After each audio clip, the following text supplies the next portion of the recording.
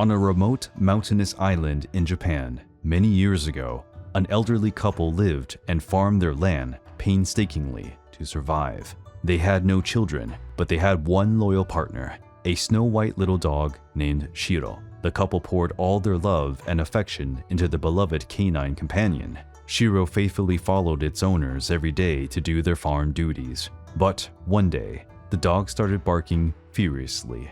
It ran up to its master, clutched with his claws, and pulled him firmly in the direction of a specific spot. Following the animal's instinct, the old man picked up his shovel and started digging alongside the dog. Much to their surprise, they found large nuggets of gold while digging. Filled with joy, they returned home to share their findings. Renowned for their generosity, the couple decided to share their newfound wealth with the whole village, bringing prosperity and happiness to everyone.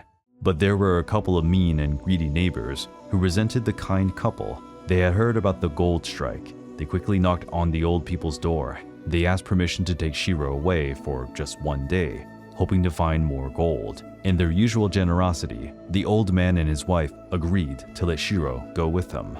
As they moved away from the house, the spiteful man tied the dog up, took his shovel, and forced him to look for gold. After much abuse, Shiro stopped near a tree and started to shake. Assuming that the dog had found gold, the man pushed it away and started digging.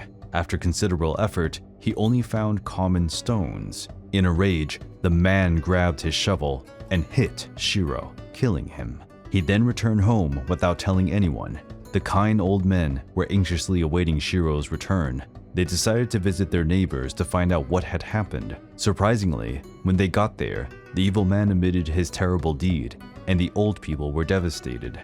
The good old man, profoundly grief-stricken, went to the spot where his faithful partner had been killed, took him in his arms, and carried him back home, where he buried him with respect and sadness. The good couple mourned over Shiro's grave every day. A small plant sprouted from the spot where he had been buried. The next day, the sprout grew into a strong, majestic tree. It grew bigger and bigger over time until its branches spread beyond the horizon. But one day, during a violent storm, the tree was cut down. Keen to honor Shiro's memory, they agreed to use the tree's wood to build a pestle. This was to prepare mochi, a rice dumpling that Shiro loved so much. Once the pestle was completed, they started preparing the dumpling dough. When the man started beating the dough, he noticed an extraordinary thing. It started to turn into gold. As he kept whipping, more and more gold emerged from the dough. The couple again decided to share this unexpected wealth with the whole village. And yet again, the greedy neighbors took it upon themselves to grab a share of the profits and asked to use the pestle. Once more, the good old folks allowed them to enjoy their goods. When they started using the pestle, the dough turned into a dark sludge. The greedy men, out of anger, destroyed the pestle and set fire to it. When the good old man came and realized what had happened, he scooped up the remaining ashes and put them in a basket and took it home. When he arrived home, a light wind blew some of the ashes from the basket, which scattered through the air and landed on a dead tree.